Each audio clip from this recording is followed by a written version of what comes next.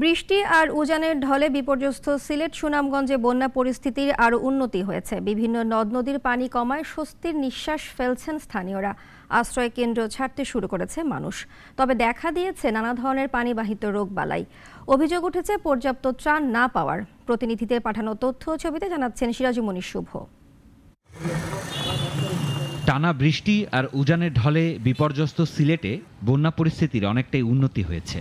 সিলেটের বিভিন্ন নদ নদীর পানি কমছে, সেই সাথে বৃষ্টিপাতের পরিমাণ কমে রৌদ্রোজ্জ্বল পরিবেশ বিরাজ করছে। শর্ত সাপেক্ষে বেশ কয়েকটি পর্যটন কেন্দ্র খুলে দেওয়া হয়েছে। মহানগরের বিভিন্ন এলাকা থেকে পানি নেমে গেলেও অনেক নিচু এলাকার সড়ক ও বাসাবাড়ি থেকে পুরো পানি নামেনি এখনো। তবে আশ্রয় কেন্দ্র ছাড়তে শুরু করেছেন স্থানীয়রা। বন্যা পরিস্থিতির কিছুটা উন্নতি হলেও দেখা দিয়েছে নানা ধরনের পানিবাহিত রোগ। একই সঙ্গে বন্যা কবলিত সীমান্তবর্তী উপজেলাগুলোতে পর্যাপ্ত পরিমাণ ত্রাণ না পাওয়ার অভিযোগ উঠেছে। আইলাম এই বালুটালো আয়া কেরফাল চেরফাল লই আই মেঘে সেগে বিজ্জা এটা বাসা বানাইলাম। 10 মিনিটের আফাল দিছিল, এর ভিতরে ভেঙে গেছে। বর্তমানে আমাদের ঘর বুক পানি আছে। কষ্ট বাচ্চা কাচ্চার কষ্ট, বাচ্চা কাচ্চা উপাস করো, দান নিচে কি বন্যায়। সুনামগঞ্জে বন্যা পরিস্থিতির উন্নতি হলেও পাহাড়ি ঢলের তোড়ে বিধ্বস্ত সড়কগুলো ক্ষতচিহ্ন নিয়ে ভেসে উঠছে।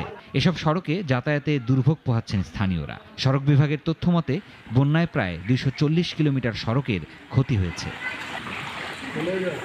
পরিস্থিতির উন্নতি হওয়ায় আশ্রয় কেন্দ্র থেকে ক্ষতিগ্রস্ত বাড়িঘরে ফিরতে শুরু করেছেন বানভাসী মানুষ। তবে বন্যায় ক্ষতিগ্রস্ত ঘরবাড়ি মেরামত ও সংসার চালানো নিয়ে দুশ্চিন্তায় তারা।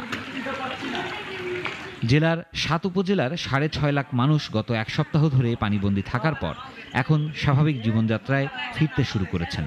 বন্যার তাণ্ডবে সবচেয়ে বেশি ক্ষতিগ্রস্ত হয়েছে দোয়ারবাজার, ছাতক ও সুনামগঞ্জ সদর। সিরাজুমণি শুভ, নাগরিক। ওয়ালটন ফ্রিজ কিনে অনেকের মতো আপনিও হয়ে যেতে পারেন মিলেনিয়াল। সেরা পণ্যের সেরা অফার।